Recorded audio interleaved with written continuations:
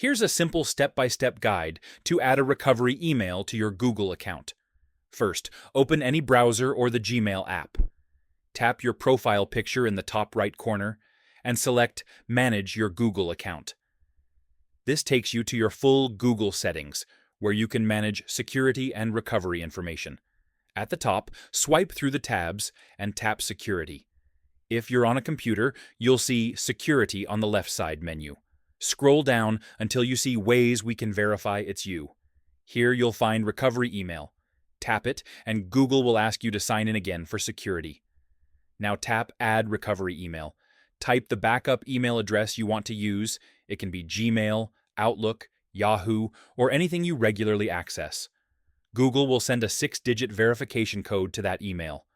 Open your inbox, find the code, and enter it to confirm. Your recovery email helps you reset your password, unlock your account if you get locked out, and verify your identity.